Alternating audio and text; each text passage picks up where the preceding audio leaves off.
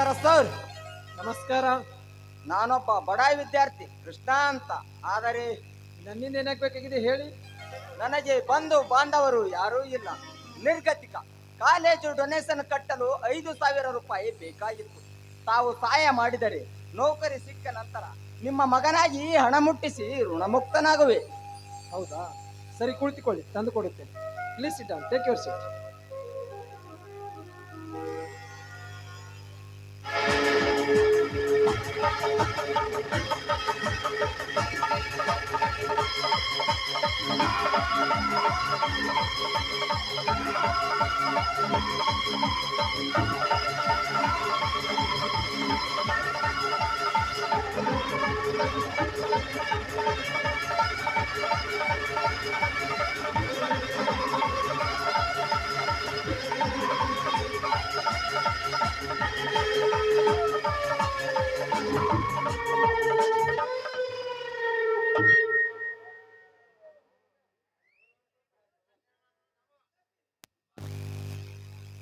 ಓ ಕೃಷ್ಣ, ನೀನಿಲ್ಲಿ? ಓಹೋ, ಭಾಗ್ಯಶ್ರೀ ದೇವಿಯವರೇ, ತಾವಿಲ್ಲಿ? ಅಂದರೆ ತಮ್ಮ ಪತಿ ಸೋಮಶೇಖರನ ಮನೆ ಅವರು ಮನೆಯಲ್ಲಿ ಇಲ್ಲವೇನಮ್ಮ? ಇಲ್ಲ ಕೃಷ್ಣ, ಸೋಮು ನನ್ನ ಪತಿ ಅಲ್ಲ, ನನ್ನ ಮೈದನ. ಈಗ ದಯಾನಂದರು ನನ್ನ ಪತಿ. ಹಿಂದೆ ಆಗಿದ್ದು ದಯವಿಟ್ಟು ಯಾರ ಮುಂದೆನೂ ಹೇಳ್ಬೇಡ.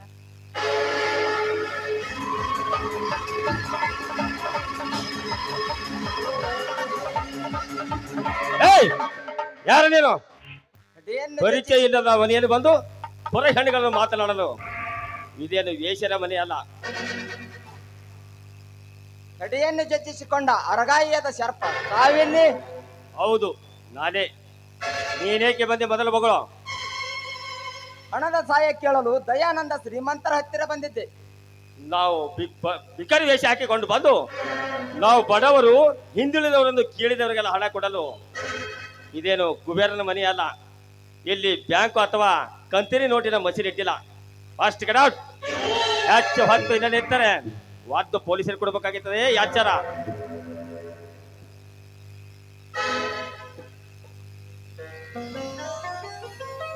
ತೆಗೆದುಕೋ ಕೃಷ್ಣ, 5,000 ಇದೆ, ಜೋಪಾನ ಇಟ್ಟುಕೋ. ದಯಾನಂದ, ಇದು ನಿನ್ನ ಹಣವಲ್ಲ, ಕೇಳಿದವರಿಗೆಲ್ಲ ದಾನ ಕೊಡಲು. ಈಗ ಈ ಲಕ್ಷ್ಮಿ ನನ್ನವಳು. ಈ ಮನೆಯಲ್ಲಿ ನೀನು ಒಂದು ಬಿಡಿಗಾಸಿನ ವ್ಯವಹಾರ ಮಾಡಿಕೊಡೋದು. ನನ್ನ ಅಪ್ಪಣೆ ಇಲ್ಲದೆ ಏನಾದರೂ ಹಿರಿತನ ಮಾಡಿದೆಯೋ ನೀನು ಕೂಡ ಅವನ ಹಾಗೆ ಇನ್ನೊಬ್ಬರ ಬಳಿ ಭಿಕ್ಷೆ ಬೇಡಬೇಕಾಗಿತ್ತು. ನಾಗರಾಜ್, ನೀನಿಷ್ಟು ಕಠೋರ ಇದ್ದೇವೆನೆಂದು ನಾನು ತಿಳಿದಿರಲಿಲ್ಲ. ನಾನು ಇಂದಿನ ವಿದ್ಯಾವಂತ ಯುವಕರೇ ನಾಳೆ ನಮ್ಮ ನಾಡಿನ ಹಿರಿಯರು. ನಾನು ಕೊಡ್ತಿರೋ ಹಣ ದುರ್ದಯೋಗಕ್ಕಲ್ಲ, ಒಂದು ಒಳ್ಳೆಯ ಕೆಲಸಕ್ಕಾಗಿ. ಅದಕ್ಕಾಗಿ ಬಸವಣ್ಣವನ್ನು ಹೇಳಿದ್ದಾರೆ, ಸಿರಿ ಬಂದ ಕಾಲಕ್ಕೆ ಕರೆದು ದಾನ ಮಾಡು ಎಂದು. ನೋಡು, ನಿನ್ನ ದೃಷ್ಟಿಯಲ್ಲಿ ಒಳ್ಳೆಯದಕ್ಕೆ ಆದರೂ ನನ್ನ ದೃಷ್ಟಿಯಲ್ಲಿ ಕೆಟ್ಟದಕ್ಕೆಂದೇ ಕಾಣುತ್ತದೆ.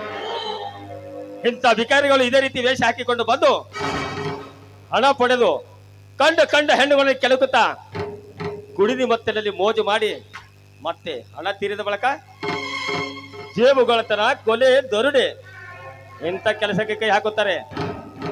ಸಿಕ್ಕು ಬಿದ್ದರೆ ಒದೆ ತಿನ್ನಲು ತಯಾರಿರುತ್ತಾರೆ ಇಂಥ ಭಿಕಾರಿಗಳು. ಮಿಸ್ಟರ್ ನಾಗರಾಜ್, ದಯವಿಟ್ಟು ವಿದ್ಯಾವಂತ ಯುವಕರಿಗೆ ಮರ್ಯಾದೆ ಕೊಟ್ಟ ಮಾತನಾಡಿ.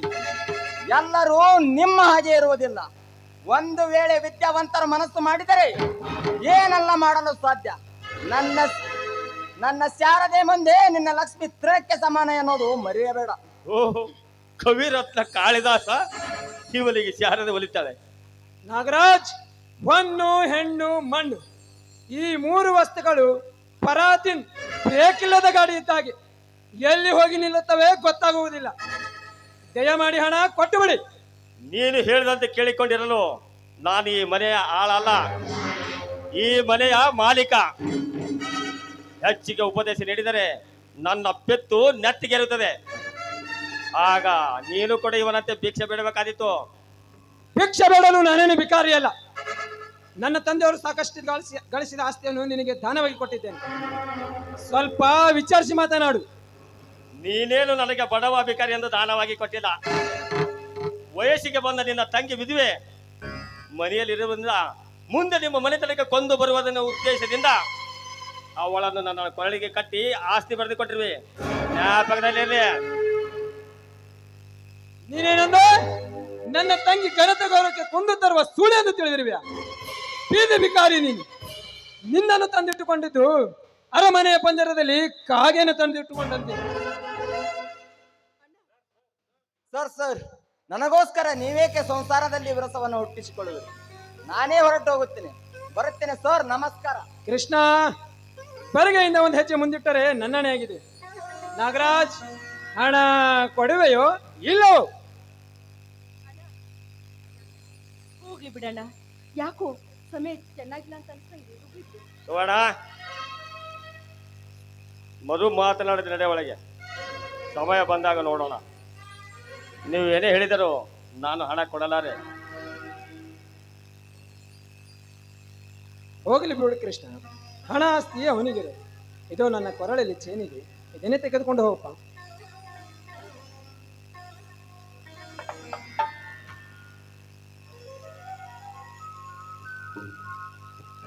ನೋಡೋಣ, ಇನ್ನೂ ನಿನಗೆ ಹಣ ಕಡಿಮೆ ಆಗ್ಬೋದು. ಈ ಬಳೆಗಳನ್ನು ಮಾರಿ ನೀನು ವಿದ್ಯೆ ಕಲಿ ತೆಗೆದುಕೊಂಡ. ಸರ್, ಈ ನಿಮ್ಮ ಉಪಕಾರ ಯಾವ ರೀತಿ ತೀರಿಸಲಿ ಸರ್? ತಬ್ಬಲಿಯಾದ ನನಗೆ ನೀವೇ ತಂದೆ ತಾಯಿ, ಸಾಕ್ಷಾತ್ ದೇವರು.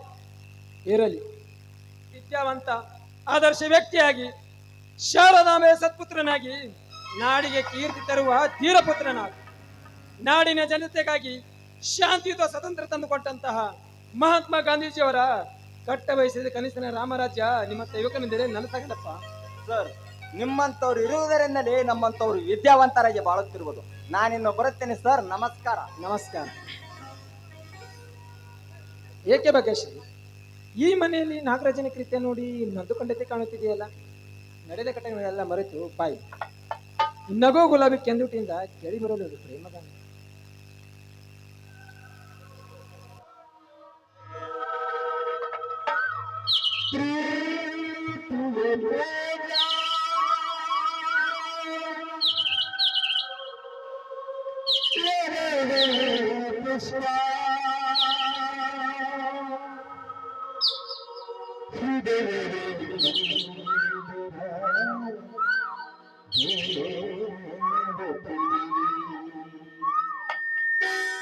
ಪ್ರೀತಿಗೆ ಸೋಲದ ಜೀವಿಯೇ ಇಲ್ಲ, ಪ್ರೀತಿಯಲ್ಲಿ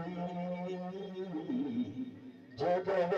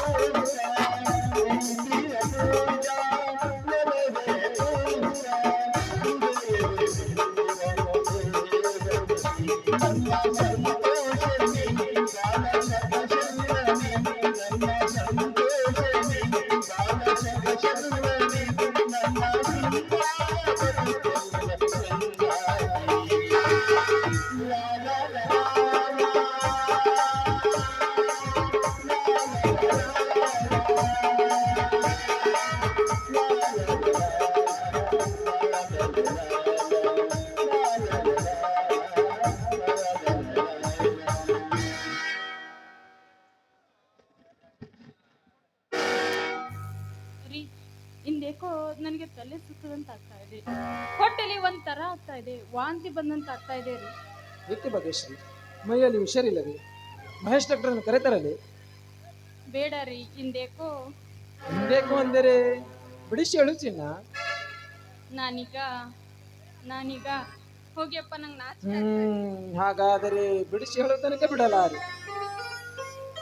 ರೀ ಅದು ಅದು ನಾನೀಗ ನಾನೀಗ 5 ತಿಂಗಳ ಗರ್ಭಿಣಿ ರೀ. ನನಗೆ ನನ್ನ ತವ್ರ ಮನೆಗೆ ಹೋಗ್ಬೇಕೆಂಬ ಆಸೆ ಆಗ್ತಾ ಇದೆ.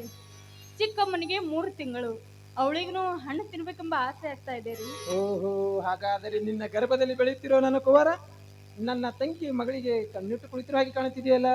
ಯಾಕೆ ರೀ, ಚಿಕ್ಕಮ್ಮ ಗಂಡು ಮಗುವನ್ನು ಹಡೆಯಬಾರ್ದೆ? ಓಹೋ, ಅಂದರೆ ನೀನು ಬೇಗ ಹೆಣ್ಣು ಹತ್ತಾರೆ ಬೇಗ ಅಡಿಗೆ ಕೆಲಸ ಬಿಡಿಸಿ ನಿನಗೆ ಕುಡಿರಿಸಿ ಊಟ ಹಾಕೋಳೆಂಬ ಭಾವನೆ ಅಲ್ಲವೇ? ರೀ, ಹೆಣ್ಣಾಗ್ಲಿ ಗಂಡಾಗ್ಲಿ ಅದು ಆ ದೇವರ ಇಚ್ಛೆ. ನಮ್ಮ ಇಚ್ಛೆ ಅಂತ ಆಗ್ತಾ ಇದ್ರೆ ಈ ಭೂಮಿಯಲ್ಲಿ ಬಂಜ ಎಂಬ ಶಬ್ದನೇ ಇರ್ತಾ ಇಲ್ಲ. ಎಲ್ಲರೂ ತಮ್ಮ ಇಷ್ಟದಂತೆ ಮಕ್ಕಳನ್ನು ಹಡಿತಾ ಇದ್ರು. ಹೋಗಲಿ ಬಿಡುಚಿ, ನಾವು ಹೆಣ್ಣಾಗಲಿ ಗಂಡಾಗಲಿ ಹೆತ್ತು ಈ ಮನೆಗೆ ಬೆಳಗುವ ಮಂಗಳ ಗುರಿಯಾಗುವ ಅಷ್ಟೇ.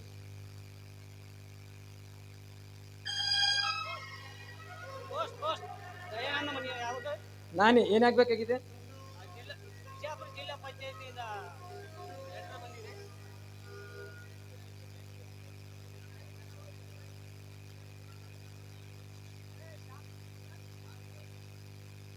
ರೀ, ಎಲ್ಲಿಂದ ಬಂದಿದೆ? ವಿಜಯಪುರ ಜಿಲ್ಲಾ ಪರಿಷತ್ತಿನಿಂದ ಬಂದಿದೆ. ಮುಂಬರುವ ಚುನಾವಣೆ ಬಗ್ಗೆ ಮೀಟಿಂಗ್ ಕರೆದಿದ್ದಾರೆ. ಅದಕ್ಕಾಗಿ ನಾನು ಅರ್ಜೆಂಟಾಗಿ ಹೋಗಲೇಬೇಕಾಗಿದೆ. ಒಳಗಡೆ ಹೋಗಿ ನನ್ನ ಸುಟ್ಕೇಸ್ ತೆಗೆದುಕೊಂಡು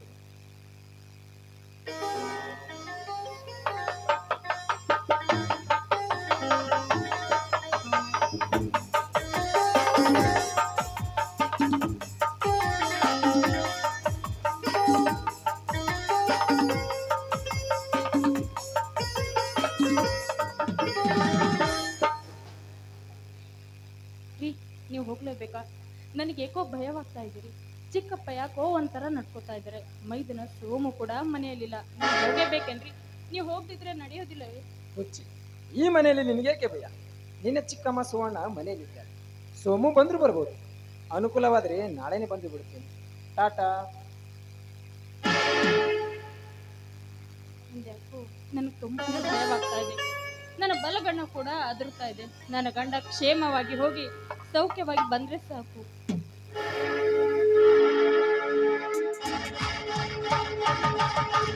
ಸುವರ್ಣ, ಸುವರ್ಣ,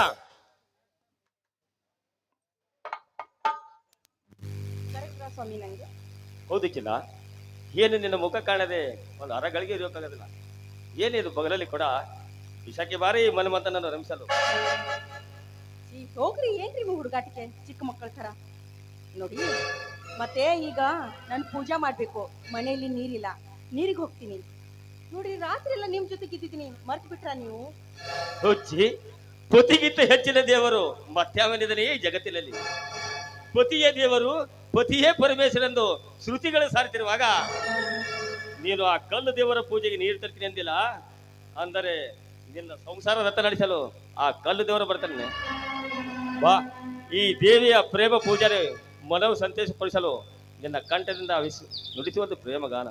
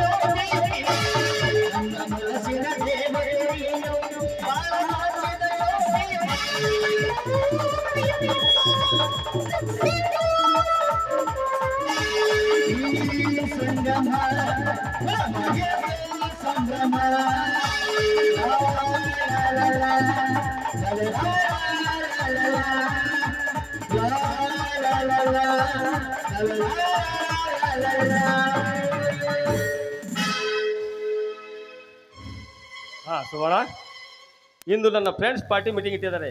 ಅದಕ್ಕೆ ಮನೆಗೆ ಬೇಗ ಬರೋಕ್ಕಾಗಲ್ಲ, ತಿಳಿಯುತ್ತೆ? ನೋಡಿ, ನೀವು ಪಾರ್ಟಿಯನ್ನು ಮುಗಿಸ್ಕೊಂಡು ಬೇಗನೆ ಮನೆಗೆ ಬನ್ನಿ. ಯಾಕಂದ್ರೆ ಮನೆಯಲ್ಲಿ ಯಾರು ಇಲ್ಲ, ಅತ್ತಿಗೆ ನಾವು ಇಬ್ಬರೇ ಇದ್ದೀವಿ. ಆಯ್ತು ಬರ್ತೀನಿ. ಆಯ್ತು.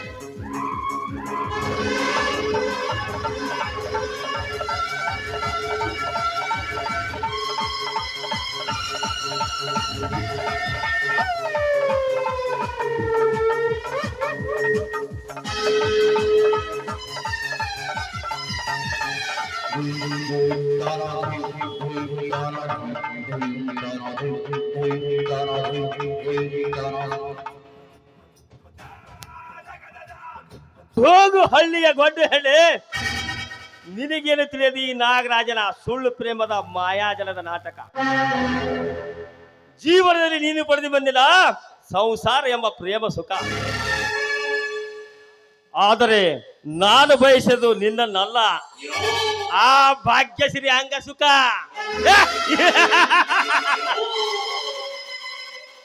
ಅದಕ್ಕಾಗಿ ಅವಳಿಗೆ ಹಾಕಿರುವೆ ಹೊಂಚ. ಈ ದಿನ ಅವಳಿಗೆ ಹಾಕಿರುವೆ ಹೊಂಚ. ಒಂದು ವೇಳೆ ಈ ಸಮಯ ಸಾಧಿಸಿದ್ದರೆ ಈ ನಾಗರಾಜ ಬೂದಿ ಮುಚ್ಚಿದ ಕೆಂಡ.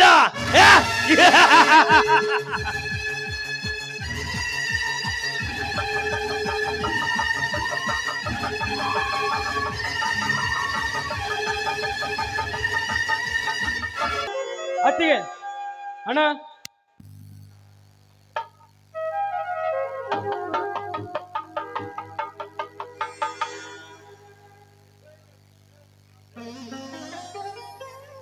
ಅತ್ತಿಗೆ ಬಾ ಸೋಮು. ಅಣ್ಣ ಮನೇಲಿಲ್ಲವೇನಮ್ಮ?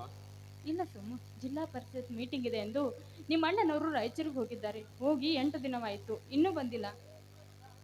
ಅತ್ತಿಗೆ ನೋಡತ್ತಿಗೆ, ಈ ಸಲ PSI ಕೆಟರಲ್ಲಿ ನನ್ನ ಹೆಸರಿಗೆ ಆರ್ಡರ್ ಬಂದರೂ ಬರ್ಬೋದು. ಹೋಗಲಿ, ನೀವೇಕೆ ಮಂಕಾಗಿರುವಿರಿ? ಹುಷಾರಿಲ್ಲವಿ? ಏನಿಲ್ಲಪ್ಪ, ಮನೆಯಲ್ಲಿ ಒಬ್ಳೇ ಇದ್ದು ಬೇಜಾರಾಗಿದೆ ಅಷ್ಟೇ. ಅತ್ತಿಗೆ, ನಾನೊಂದು ಮಾತು ಕೇಳಲೆ? ಕೇಳು ಮೈದನ, ಈ ನಿನ್ನ ಅತ್ತಿಗೆ ಎದುರು ಕೇಳಲು ನಿನಗೆ ಸಂಕೋಚವೇ? ನೋಡತ್ತಿಗೆ, ನೀನು ಸುಸಂಸ್ಕೃತಳು, ಸದ್ಗುಣಿ, ಮೇಲಾಗಿ ನನ್ನ ಅಣ್ಣನ ಧರ್ಮ ಪತ್ನಿ, ಈ ಮನೆಯ ಭಾಗ್ಯ ದೇವತೆ. ನೋಡಮ್ಮ, ಹಿಂದೆ ಕಾಲೇಜಿನಲ್ಲಿ ನಡೆದ ಘಟನೆ ಮರೆತು ನನ್ನನ್ನು ನಿನ್ನ ಹೊಟ್ಟೆಯಲ್ಲಿ ಹುಟ್ಟಿದ ಮಗನಂತೆ ಕಾಣುವುದು ನಿನ್ನ ಕರ್ತವ್ಯ. ನಿನ್ನನ್ನು ನನ್ನ ಹೆತ್ತ ತಾಯಿಯಂತೆ ಕಾಣುವುದು ನನ್ನ ಕರ್ತವ್ಯ. ನಾನು ಚಿಕ್ಕವನಿರುವಾಗಲೇ ನನ್ನ ತಾಯಿಯನ್ನು ಕಳೆದುಕೊಂಡು ನನ್ನ ತಾಯಿಯ ಕೈತನ್ನು ಮರೆತಿದ್ದೇನೆ. ನನ್ನ ಕೈ ಮೇಲೆ ಪ್ರಮಾಣ ಮಾಡಿ ಹೇಳು, ನನ್ನನ್ನು ನಿನ್ನ ಹೊಟ್ಟೆಯಲ್ಲಿ ಹುಟ್ಟಿದ ಮಗನಂತೆ ಕಾಣುವೆನೆಂದು. ನಾನು ನಿನ್ನ ಕೈ ತುತ್ತಿನಿಂದ ಉಣಿಸಿ ನನ್ನ ತಾಯಿಯ ವಾತ್ಸಲ್ಯದ ಪ್ರೇಮ ಹೋಗಲಾಡಿಸಮ್ಮ. ಮೈದನ, ನಿನಗೆ ಸತ್ಯವಾಗಿ ನಾನು ಮಾತು ಕೊಡ್ತಾ ಇದ್ದೀನಪ್ಪ. ಎಂದು ನಿಮ್ಮ ಅಣ್ಣನವರು ನನ್ನ ಕೊರಳಿಗೆ ತಾಳಿ ಕಟ್ಟಿದ್ರು, ಅಂದೇ ನೀನು ನನ್ನ ಮೈದನಲ್ಲ, ನನ್ನ ಮಗನಿಗಿಂತ ಹೆಚ್ಚು. ಊಟ ಬಾರಪ್ಪ, ಕುಳಿತುಕೋ, ಈಗಲೇ ನಿನಗೆ ಊಟ ಬಿಡಿಸ್ಕೊಂಡು ಬರ್ತೀನಿ. ಆಯ್ತು.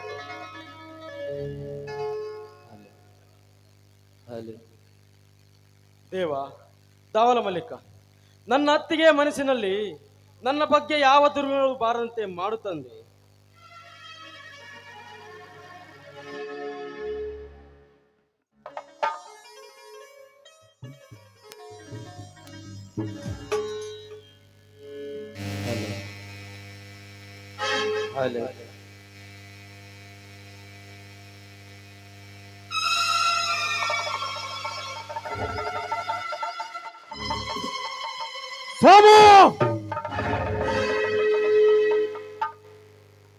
ಇದು ನೇನು ನಡೆಸಿರುವೆ ನೀನು ಹೊರಸಾಟ.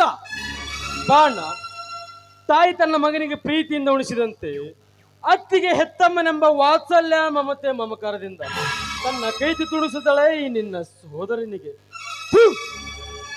ಬಂದು ದ್ರೋಹಿ, ನಾನು ಬಂದದ್ದು ತಿಳಿದು ತಾಯಿ ಮಗುವಿನ ಹೋಲಿಕೆ ನೀಡಿ ನನ್ನ ಕಣ್ಣಿಗೆ ಮಣ್ಣೆರ್ಚುತ್ತಿರುವೆಯಾ? ಕುಲಘಾತಕ, ನೀನಿಂತವನಾಗುವನೆಂದು ನನಗೆ ಮೊದಲೇ ಗೊತ್ತಿದ್ದರೆ ನಿನ್ನನ್ನು ಚಿಕ್ಕ ವಯಸ್ಸಿನಲ್ಲೇ ಕದ್ದು ಹಚ್ಚಿಕೊಂಡ್ಬಿಡ್ತಿದ್ದೆ. ಏನೇ ಬೀದಿ ಬಿಕಾರಿ, ನಿನ್ನನ್ನು ಕಟ್ಟಿಕೊಂಡಿದ್ದು ಬೀದಿ ನಾಯಿನ ತಂದು ಮೃಷ್ಟಾನ ನೀಡಿ ಚೋಪಾನ ಮಾಡಿದಂತೆ. ಕೊನೆಗೂ ಎಲುಬು ಕಡಿದು ಬಿಡುವುದಿಲ್ಲ. ಅದರಂತೆ ನೀನಿರುವಿ. ನನ್ನ ಪತ್ನಿಯಾಗಿ ಬಂದು ನನ್ನ ಮನೆಯನ್ನ ತಿಂದು ನಾನಿಲ್ಲದಿದ್ದಾಗ ಮೈದನ ಜೊತೆ ಕದ್ದು ಕಮಟ ಆಟ ಆಡ್ತಿರುವೆ ಚಾರಣಿ. ಸ್ವಾಮಿ, ಯಾಕೆ ಸ್ವಾಮಿ, ನಾನೇನು ತಪ್ಪು ಮಾಡಿದನೆಂದು ನನ್ನನ್ನು ಚಾರಣಿ ಎಂದು ಸಂಬೋಧಿಸುತ್ತಿದ್ದೀರಾ? ನನಗೆ ಯಾಕಿಂತ ಕಠೋರವಾದ ಶಿಕ್ಷೆ ಕೊಡ್ತಾ ಇದ್ದೀರಾ? ಅಣ್ಣ, ದೇವತೆ ಎಂದ ನನ್ನ ಅತ್ತಿಗೆಗೆ ಜಾರಣಿಂದ ಹೇಳಿದ್ರಣ್ಣ ನಿನ್ನ ಪವಿತ್ರ ಬಾಯಿಂದ ಈಗೇನು ನಡೆಯಬಾರದಂತ ಘಟನೆ ನಡೆದಿದೆ ಎಂದು ಹುಚ್ಚನಂತೆ ವರ್ತಿಸುವೆ ಅಣ್ಣ. ಬಂದವನೇ ಈ ರೀತಿ ಮಾತನಾಡಬೇಕಾದರೆ ನಿನಗೇನು ಹುಚ್ಚಿಡಿದಿದ್ದೇನಣ್ಣ? ಹುಚ್ಚಿಡಿದಿದೆ ಜಾರಣಿಂದ ಹೇಳಿದ್ರಣ್ಣ ನನ್ನ ಅತ್ತಿಗೆಗೆ. ಓಹ್, ಮಹಾಸತ್ಯ ಅನುಸೂಯ, ಇವನೊಬ್ಬ ಸತ್ಯ ಹರಿಚಂದ್ರ. ಮನೆ ಮೂರ್ಖರ, ನೀನು ಪಶು ಜಾತಿಯಲ್ಲಿ ಹುಟ್ಟಬೇಕಾಗಿತ್ತು. ತಪ್ಪಿ ಮಾನವ ಜಾತಿಯಲ್ಲಿ ನನ್ನ ಸಹೋದರನಾಗಿ ಜನಿಸಿ ಅಣ್ಣನ ಹೆಂಡತಿ ಏನಾಗಬಹುದೆಂದು ತಿಳಿಯದ ತಿಳಿಗೇಡಿ. ನನ್ನ ತಮ್ಮ ನೀತಿವಂತ, ವಿದ್ಯಾವಂತ, ಸರ್ಕಾರಿ ನೌಕರ ಸಿಕ್ಕ ಮೇಲೆ ನನ್ನ ಮನೆತನದ ಗೌರವ ತರುತ್ತಾನೆಂದು ಹೇಳ್ತಿದ್ದೆ. ಆದರೆ ನಾ ಕಟ್ಟಿದ ಕನಸಿನ ಗೋಪುರ ನೆಲಸಮ ಬಿಟ್ಟಲು ವಂಚ ಹೊಡೆಯಣ್ಣ, ಹೊಡೆ, ನಿನಗೆ ಸಾಕಾಗುವ ತನಕ ಹೊಡೆಯಣ್ಣ. ಚಿಕ್ಕಂದಿನಿಂದ ಅರಿಗಿಳಿ ಜೋಪಾನ ಮಾಡಿದಂತೆ ಮಾಡಿ ಈಗ ವಯಸ್ಸಿಗೆ ಬಂದ ಮೇಲೆ ಸಂಶಯಕಾಸ್ಪದ ಕೊಟ್ಟು ಅಪವಾದದ ಹೊರೆ ಹೊರಿಸಿ ಹೊಡೆತಿರುವೆ ಅಂದಾಗ ನಿನ್ನ ಮನಸ್ಸಿಗೆ ತೃಪ್ತಿ ಆಗುವವರೆಗೆ ಹೊಡೆಯಣ್ಣ. ಒಂದೇ ಕಪ್ಪಲು ಅನುಭವಿಸುವುದು ನಿನ್ನ ಬಂಧುತ್ವ ಪ್ರೇಮ ಬಂದು ಪವಿತ್ರವಾದ ಕರಸ್ಪರ್ಶದಿಂದ ಮತ್ತೊಂದು ಸಲ ಅನುಭವಿಸಬೇಕೆಂದು ಹಾತೊರೆಯುತ್ತಿದೆ ಅಣ್ಣ ಈ ನನ್ನ ಮನ. ಅಣ್ಣ, ತಪ್ಪಿ ನುಡಿಯದ್ರಣ್ಣ ಅತ್ತಿಗೆ ಮತ್ತು ನಾನು ಕೀಳು ಮಟ್ಟಕ್ಕಿಳಿದ ಬಂಧು ದ್ರೋಹಿಗಳೆಂದು ಈ ಸತಿ ಸಾಧಿ ಮಾತನಾಡಿಸಿದ ತಪ್ಪಿಗೆ ನಾನೇ ಕ್ಷಮೆ ಕೇಳಿಕೊಳ್ತೇನಣ್ಣ, ಕೇಳಿಕೊಳ್ಳು. ಬಂಧು ದ್ರೋಹಿ,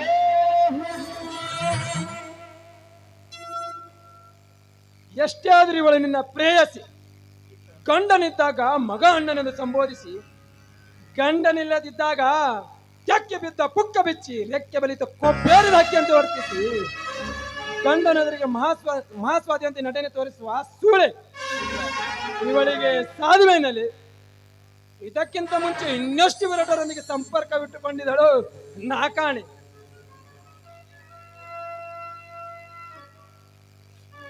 ಸ್ವಾಮಿ, ನಾವೆಷ್ಟೇ ಸತ್ಯವನ್ನು ಹೇಳಿದರೂ ಕೂಡ ಕನಿಕರವಿಲ್ಲದೆ ಕಟಕರು ಕುರಿ ಕೊಯ್ದಂತೆ ನನ್ನ ಮೈದನಿಗೆ ಹೊಡೆದು ಅವನು ಮೈ ಹುಣ್ಣು ಆಗುವಂತೆ ಮಾಡಿದ್ರಲ್ಲ. ಈ ನಿಮ್ಮ ಹೆಂಡತಿ ಮೇಲೆ ನಿಮಗೆ ವಿಶ್ವಾಸವಿಲ್ಲದಿದ್ರೆ ನಿಮ್ಮ ಕೈಯಾರೆ ಒಂದು ತೊಟ್ಟು ವಿಷವನ್ನು ಕೊಟ್ಟು ಬಿಡಿ ಸ್ವಾಮಿ, ವಿಷವನ್ನು ಕೊಟ್ಟು ಬಿಡಿ. ಆ ವಿಷಯನ್ನು ಕುಡಿದು ನಿಮ್ಮ ಪಾದ ಮೇಲೆ ಬಿದ್ದು ಪ್ರಾಣ ಬಿಡುತ್ತೇನೆ ಸ್ವಾಮಿ, ಪ್ರಾಣ ಬಿಡುತ್ತೇನೆ. ಸತಿ ಸದ್ಗತಿ ಆದ್ರೂ ನನಗೆ ದೊರಕುತ್ತದೆ ಸ್ವಾಮಿ, ನನಗೆ ದೊರಕುತ್ತದೆ.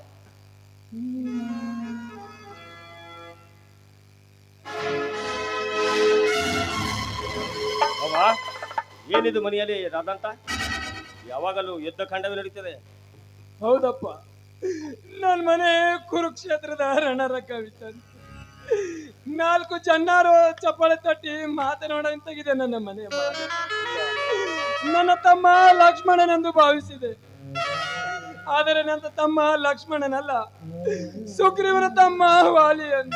ಇಲ್ಲ ಅಣ್ಣ ಮನೆಯಲ್ಲಿ ಇಲ್ಲದಿದ್ದಾಗ ಅಣ್ಣನ ಕಣ್ಣಿಗೆ ಮಣ್ಣೆರಚಿ ಅಣ್ಣನ ಹೆಂಡತಿಯೊಡನೆ ರತಿ ಕ್ರೀಡೆಯಲ್ಲಿ ಮುಳುಗಿರುವಾಗ ಇವನು ನನ್ನ ಸಹೋದರನಲ್ಲ, ಆ ಜನ್ಮ ಬೈರಿ ಅಣ್ಣ.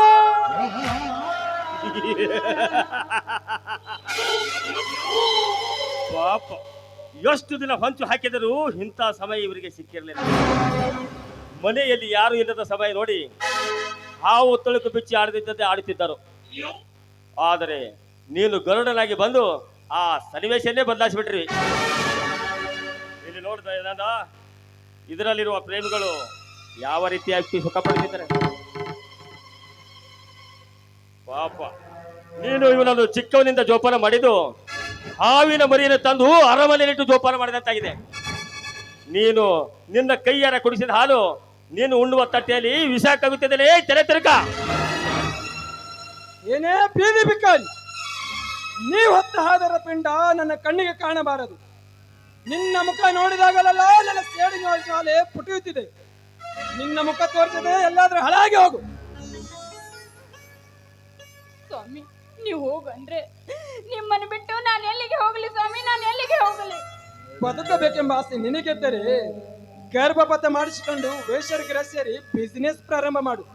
ನಿನ್ನ ಪ್ರಿಯಕರ ಶ್ರೀಮಂತ ಗಿರಕಿಗಳನ್ನು ತಂದು ಹಚ್ಚುತ್ತಾನೆ. ಅಣ್ಣ, ಏನಂದಣ್ಣ ನನ್ನ ಅತ್ತಿಗೆಗೆ? ಸುಳ್ಳು ಎಂದು ಹೇಳುವೆಯ? ಬೇಕಾದರೆ ನಾನೇ ಮನೆ ಬಿಟ್ಟು ಹೋಗುತ್ತೇನೆ. ಆದರೆ ಪತಿರತೆಯಾದ ನನ್ನಂತಿಗೆ ಬಿಸಿಸಿರಿನ ಶಾಪದಿಂದ ಈ ಮನೆ ಸರ್ವನಾಶ ಆಗಬಾರದಣ್ಣ. ನೀನು ಕಲ್ಲನೆ ಕಟಕ ಆಗದಿರಣ್ಣ. ನಾನು ಏನು ಹೇಳಿದರೂ ನೀನು ನಂಬುವುದಿಲ್ಲ. ನಾನೇ ಮನೆ ಬಿಟ್ಟು ಹೋಗುತ್ತೇನಣ್ಣ. ಈ ವಿಶಾಲ ವಿಶ್ವದಲ್ಲಿ ದುಡಿದು ಜೀವಿಸುತ್ತೇನಣ್ಣ. ಆದರೆ ನನ್ನ ತಮ್ಮ ಅಂತವನೆಲ್ಲವೆಂದು ನುಡಿದು ಆಶೀರ್ವದಿಸಣ್ಣ.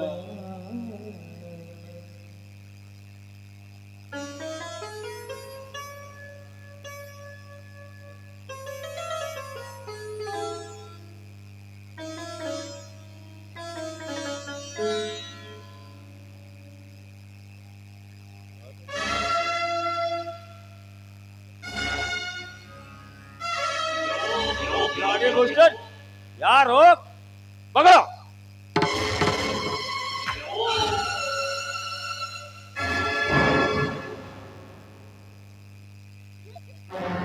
ನನ್ನ ಸೋಮಣ್ಣನನ್ನು ಏಕೆ ಹೊಡಿತಾ ಇದ್ದೀರಾ? ನಿಮ್ಗೇನು ಹುಚ್ಚು ಹಿಡಿದಿದೇನು? ಹುಚ್ಚು ಹಿಡಿದಿರೋದು ನಿನ್ನ ಹಿರಿಯ ಅಣ್ಣನಿಗೆ ಅಲ್ಲ, ನಿನ್ನ ಚಿಕ್ಕಣ್ಣ ನಿನ್ನ ಅತ್ತಿಗೆ ಸೇರಿ ನಿನ್ನ ಹಿರಿಯ ಅಣ್ಣನಿಗೆ ಹುಚ್ಚು ಹಿಡಿಯೋ ಮದ್ದಿರುಗಳಿಗೆ ಕಟ್ಟುವಾಗ ನಿನ್ನ ಅಣ್ಣನ ಕೈಗೆ ಸಿಕ್ಕು ಒದೆ ತಿನ್ನುತ್ತಿದ್ದಾರೆ. ಮಾವ, ಅಳೆಯನೇ ಮೊದಲು ಮನೆಯ ದೇವರೆಂದು ಹೇಳುವಾಗ ನೀನು ನಿನ್ನ ಘಾತುಕತನದ ಕೈ ಚಾಕ ತೋರಿಸಿಬಿಟ್ಟೆಯಲ್ಲ, ಆ ದೇವರು ಎಂದಿಗೂ ನಿನ್ನ ಮೆಚ್ಚುವುದಿಲ್ಲ. ಕೊನೆಗೂ ನಮ್ಮ ಮಂತನಕ್ಕೆ ಘಟ ಸರ್ಪವಾದೆಯಲ್ಲ. ಏನಂದ್ರೆ ಘಟ ಸರ್ಪವೇ? ಮಗಳ ಯಾರಿಗಾರ ಸರ್ವತ ಚಿಕ್ಕಪ್ಪ ಬೇಡ, ದಯವಿಟ್ಟು ಸೋಮನನ್ನು ಹೊಡಿಬೇಡ ಚಿಕ್ಕಪ್ಪ. ಸ್ವಾಮಿ ಬಿಟ್ಬಿಡಿ, ಬಿಟ್ಬಿಡಿ, ನಮ್ಮ ಮನನ್ನು ಹೊಡಿಬೇಡಿ. ನೋಡೋಣ, ಮರ್ಯಾದೆಯಿಂದ ಒಳಗೆ ಹೋಗಿವೋ ಅಥವಾ ನಿನಗೂ ಇದರ ರುಚಿ ತೋರಿಸಿರೋ. ಹಿರಿಯ ಅಕ್ಕಡೆ ಚಾಳಿ ಮನೆ ಬಂದಿಗೆ ನೋಡೋತೆ, ನೀನು ಕೂಡ ಇವರ ಬಗ್ಗೆ ಕರಿ ತೋರಿಸಿವ್ಯಾ? ಲೇ ಸೋಮು, ಮದುವೆಗೆ ಮುಂಚೆ ಇವಳನ್ನು ಪ್ರೇಮಿಸಿ ಕಾಮಿಸಿ ಮದುವೆ ಸಮಯದಲ್ಲಿ ಅಣ್ಣ ಇವಳು ಒಳ್ಳೆಯವಳು, ನಮ್ಮನೆಗೆ ಹೊಂದಿಕೊಂಡು ಹೋಗುತ್ತಾಳೆ ಎಂದು ಹೇಳಿ ನನ್ನ ಕೈಯರಿ ನನ್ನ ಕೈಯರಿ ಇವಳಿಗೆ ಮಂಗಲ ಕಟ್ಟಿಸಿ ಜಾರತನದ ಗರ್ಭ ಹೊತ್ತ ಜಾರಣಿಗೆ ನನ್ನನ್ನೇ ಪತಿ ದೇವ್ರನ್ನಂಗ್ ಮಾಡಿ ಕೊನೆಗೆ ಎಡೆ ಉಣ್ಣು ಪೂಜಾ ನೀನದಲ್ಲೋ ಚಾಂಡಾಲ. ನಡ ನನ್ನ ಮನೆ ಬಿಟ್ಟು.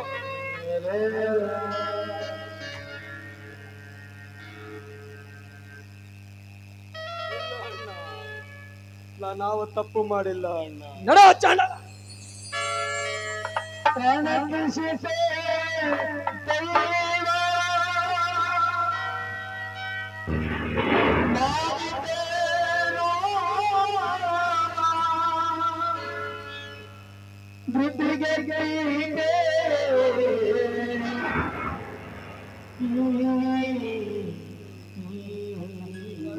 ಆಚೆ ತಮ್ಮರ ಋಣಾನುಬಂಧನ, ತಮ್ಮರ ಋಣಾನುಬಂಧನ ಕೊನೆಯಾಯಿತೆ ಹರಿದೋಯಿತೆ. ತಮ್ಮರ ಋಣಾನುಬಂಧನ, ತಮ್ಮರ ಋಣಾನುಬಂಧನ ಕೊನೆಯಾಯಿತೆ ಹರಿದೋಯಿತೆ.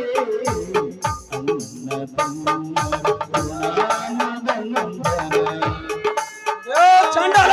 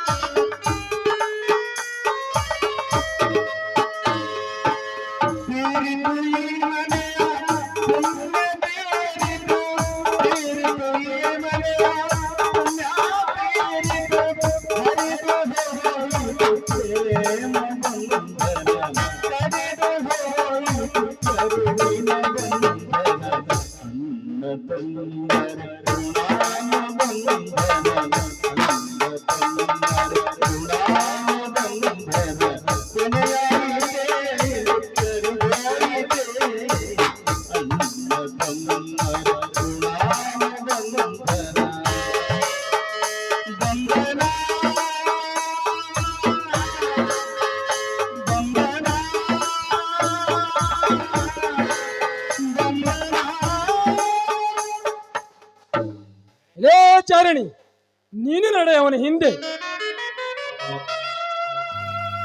ಸ್ವಾಮಿ ಹೋಗು ಇದ್ರೆ ನಾನು ಎಲ್ಲಿಗೆ ಹೋಗ್ಲಿ ಸ್ವಾಮಿ, ನಾನು ಎಲ್ಲಿಗೆ ಹೋಗ್ಲಿ? ಎಲ್ಲಿಯಾದ್ರೂ ಹಾಳಾಗಿ ಹೋಗು. ಇದೇನ ಎಂತ ಮಾತಾಡ್ತಿದೀಯಾ? ಅತ್ತಿಗೆ ಈಗ ಗರ್ಭವತಿ, ಎಲ್ಲಿಗೆ ಹೋಗ್ಬೇಕು? ದಯವಿಟ್ಟು ಒಂದ್ಸಲ ಕ್ಷಮಿಸಿಬಿಡಣ, ಕ್ಷಮಿಸಿಬಿಡು, ಹೊರ ಹಾಕಬೇಡಣ್ಣ. ಒಬ್ಬನ ಸೀರೆ ಉಟ್ಟು ಇನ್ನೊಬ್ಬನ ಹೂ ಮಡಿದು ಇನ್ನೊಬ್ಬನ ಜೊತೆ ಮಲಗೋ ಇಂಥ ಸೂಳರಿ ಇರಲೇಬಾರದು. ನಳಾಚಾರಣಿ ನನ್ನ ಮನೆ ಇಟ್ಟು. ಬೇಡ ಸ್ವಾಮಿ, ಬೇಡ, ದಯವಿಟ್ಟು ನಿಮ್ಗೆ ಕೈ ಮುಗಿದು ಬೇಡ್ಕೊಳ್ತೀನಿ, ಇಲ್ಲ ನಿಮ್ಮ ಕಾಲಿಗೆ ಬೀಳಂದ್ರು ಬೀಳುತ್ತೇನೆ. ನನ್ನನ್ನು ಮಾತ್ರ ಮನೆಯಿಂದ ಆಚೆ ಹಾಕ್ಬೇಡಿ ಸ್ವಾಮಿ, ನನ್ನನ್ನು ಮನೆಯಿಂದ ಆಚೆ ಹಾಕ್ಬೇಡಿ. ನಿಮ್ಮನ್ನು ಬಿಟ್ರೆ ಈ ಜಗತ್ತಿನಲ್ಲಿ ನನಗೆ ಯಾರು ಗೊತ್ತಿಲ್ಲ ಸ್ವಾಮಿ, ನನಗೆ ಯಾರು ಗೊತ್ತಿಲ್ಲ. ನಿಮಗೆ ಬೇಡವಾದ್ರೆ ಹೊರಗಡೆ ಕೂಲಿ ನಾಲಿ ಮಾಡಿ ತಿಂದುಂಡು ಬಂದು ನೀವು ಚಪ್ಪಲಿ ಬಿಡೋ ಜಾಗದಲ್ಲಿ ಮಲಗುತ್ತೇನೆ. ದಯವಿಟ್ಟು ನನ್ನನ್ನು ಆಚೆ ಹಾಕ್ಬೇಡಿ ಸ್ವಾಮಿ. ನೀವು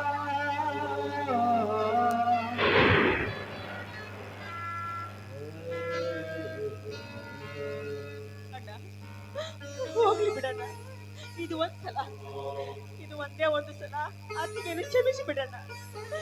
ದಯವಿಟ್ಟು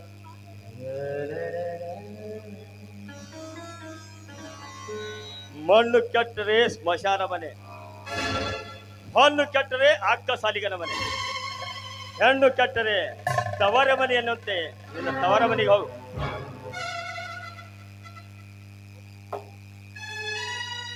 ಹೋಗ್ಲಿ ಬಿಡಿ, ದಯವಿಟ್ಟು ಅವಳನ್ನು ಕ್ಷಮಿಸಿ ಬಿಡಿ. ಈ ಗರ್ಭವತಿ ಅವಳು ಎಲ್ಲಿಗೆ ಹೋಗ್ಬೇಕು, ದಯವಿಟ್ಟು ಬಿಟ್ಬಿಡಿ. ಅವಳೆಲ್ಲಿಗೆ ಹೋಗಬೇಕೆ? ವಧೆ ತಿಂದು ಹೋದನಲ್ಲ, ಇವಳ ಸುಖ ಉಂಡ ಸಿಂಧೂರ ಲಕ್ಷ್ಮಣ ಅವನ ಹಿಂದೆ ಹೋಗಲಿ. ಸ್ವಾಮಿ, ಇದೇ ನಿಮ್ಮ ಕೊನೆಯ ನಿರ್ಧಾರವೇ? ಹೌದು, ಇದೇ ನನ್ನ ಕೊನೆಯ ನಿರ್ಧಾರ. ಹ, ಚಿಕ್ಕಮ್ಮ, ಪಾಪ, ಇಷ್ಟೊಂದು ನಿನಗೆ ಪರಿಜ್ಞಾನ ಇದ್ದರೆ ನೀನು ಈ ಮಟ್ಟಕ್ಕೆ ಇಳಿಯಬಾರದಿತ್ತು. ಗೆದ್ದರು ನೋಡಲು ಬಂದಿರುವೆ, ಸೋತರು ಆಡಲು ಬಂದಿರುವೆ ಎನ್ನುತ್ತೇನೆ ನಿನ್ನ ಮಾತಿನ ನಾಟಕ.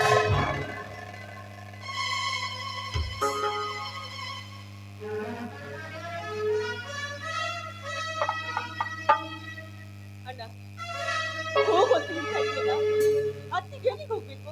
ಎಲ್ಲಿಯಾದ್ರೂ ಹಾಳಾಗಿ ಹೋಗ್ಲಿ.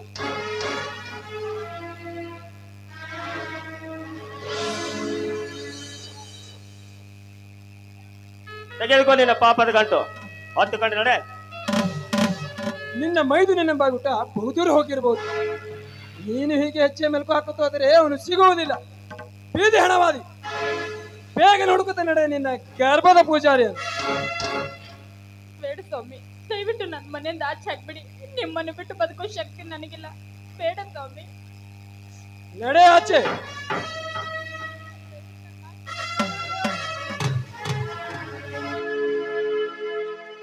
ಪತಿಯು ಅರಿಯಲಿಲ್ಲ ನಿನ್ನಯ ಗುಣಧರ್ಮ, ನಿನ್ನನ್ನು ನಾಡಿತು ಯಾವ ಜನ್ಮದ ಧರ್ಮ, ನಿನ್ನನ್ನು ನಾಡಿತು ಯಾವ ಜನ್ಮದ ಧರ್ಮ, ತಿಳಿಯದಾಯಿತು ವಿಧಿಯ ಮರ್ಮ, ವಿಧಿಯ ಮರ್ಮ. ಪುತ್ರಿಯು ಅರಿಯಲಿಲ್ಲ ನಿನ್ನಯ ಗುಣಧರ್ಮ, ಪತಿಯು ಅರಿಯಲಿಲ್ಲ ನಿನ್ನಯ ಗುಣಧರ್ಮ, ನಿನ್ನನ್ನು ನಾಡಿತು ಯಾವ ಜನ್ಮದ ಧರ್ಮ, ನಿನ್ನನ್ನು ನಾಡಿತು ಯಾವ ಜನ್ಮದ ಧರ್ಮ, ತಿಳಿಯದಾಯಿತು ವಿಧಿಯ ಮರ್ಮ, ವಿಧಿಯ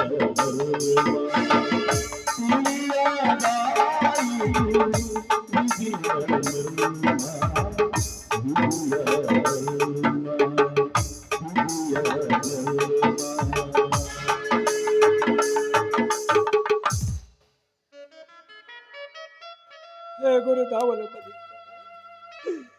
ನಾನಾವ ಪಾಪ ಮಾಡಿದೆನೆಂದು ಈ ರೀತಿ ತಲೆ ಎತ್ತಿ ತಿರುಗದಂತೆ ಮಾಡಿದೆಯಪ್ಪ. ಒಡ ಹುಟ್ಟಿದ ತಮ್ಮ ಅಣ್ಣನ ಹೆಂಡತಿಯೊಡನೆ ರತಿ ಕ್ರೀಡನೆಯಲ್ಲಿ ಮುಳುಗಿರುವಾಗ ಇದನ್ನೆಲ್ಲ ನೋಡಬಾರದಂದು ಕಣ್ಣು ಮುಚ್ಚಿಕೊಂಡು ಹೋದೇನಪ್ಪ.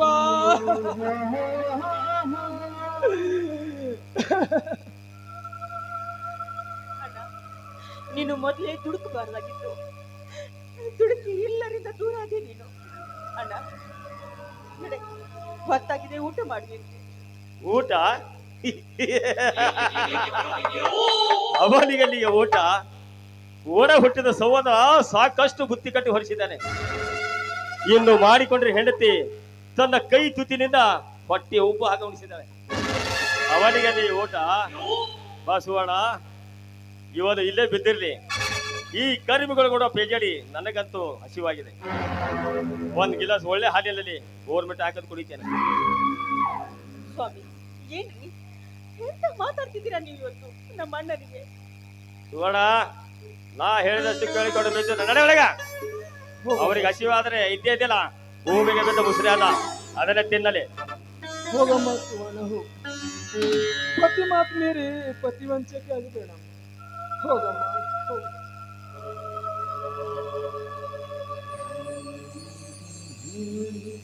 ಹಿಂದೊಮ್ಮೆ ಆ ಗರ್ಭ ಶ್ರೀಮಂತ ಪರೋಪಕಾರಿಗೆ ಮೆರೆದ ದಯಾನಂದನ ಬಾಳು ಇಂದು ಮಣ್ಣು ಪಾಲು. 4 ಜನರಲ್ಲಿ ಹೇಗೆ ತಲೆ ಎತ್ತಿ ತಿರುಗಲಿ, ಏನೆಂದು ಹೇಳಲಿ? ಮನೆಯ ಮಡದಿ ಮೈದು ನನಗೆ ಮೈ ಮಾರಿಕೊಂಡಳೆಂದು ಹೇಳಲಿ, ಒಡ ಹುಟ್ಟಿದ ತಮ್ಮ ಸಂಸಾರದ ಬಳ್ಳಿಗೆ ಕಾಮದ ಬಳ್ಳಿ ಇಟ್ಟನೆಂದು ಹೇಳಲಿ. ಬೇಡ, ಈ ಸಮಾಜಕ್ಕೆ ಈ ವಿಷಯ ಗೊತ್ತಾಗುವ ಮೊದಲೇ ನಾನೇ ಈ ಜಗತ್ತನ್ನೇ ಬಿಟ್ಟು ಹೋಗಬೇಕು. ಹೌದು, ನಾನೇ ಈ ಜಗತ್ತನ್ನೇ ಬಿಟ್ಟು ಹೋಗು. ಹೌದು, ನಾನು ಆತ್ಮಹತ್ಯೆ ಮಾಡಿಕೊಳ್ಳಲೇಬೇಕು.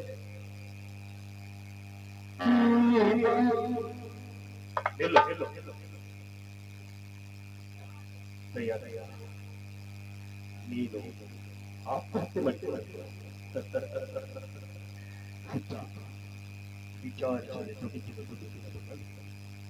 ಪವಿತ್ರ ಗರ್ಭ ಧರಿಸಿದ ಹೆಂಡತಿಗೆ ಮರಗಿಟ್ಟ ಹೆತ್ತ ತಾಯಿಗಿಂತಲೂ ಹೆಚ್ಚಾಗಿ ಕಂಡಿರುವ ನಿನ್ನ ತಮ್ಮನನ್ನೂ ಹೊರಗಿಟ್ಟ ನೋಡೋ.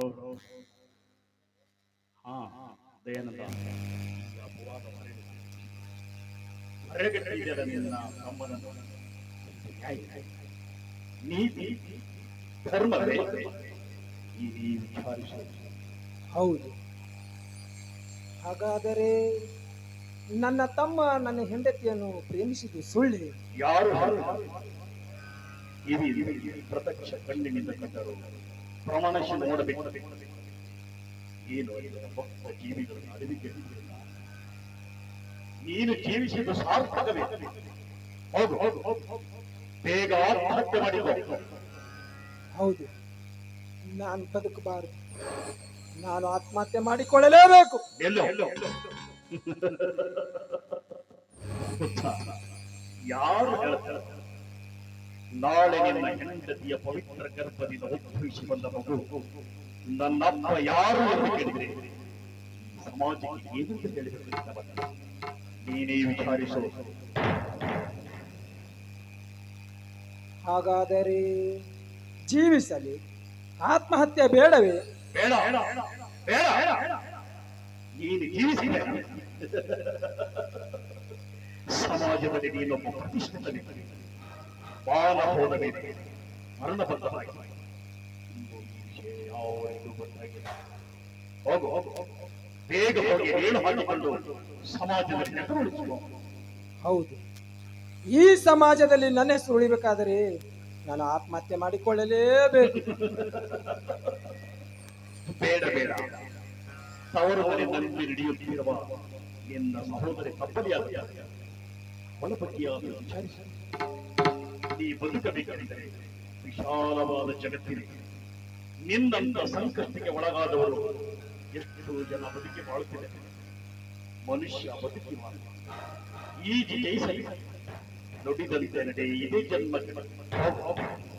ಇನ್ನು ನಿನ್ನ ಸಹೋದರನಿಂದ ಕಸಿದು ಬಿಸಾಕಿದ ಮುಸರೆಯನ್ನ ಕೆಡಗಿಲ್ಲ, ಅದನ್ನೇ ತಿಳಿದು ಬದುಕಿ ಹೋಗುದೆಯನ್ನ. ಹೋಗು ಹೋಗು. ಹೌದು, ನನ್ನ ತಂಗಿಗೋಸ್ಕರ ಆದರೂ ನಾನು ಅರೆ ಹೊಟ್ಟೆ ಉಂಡಾದರೂ ಬದುಕಲೇಬೇಕು.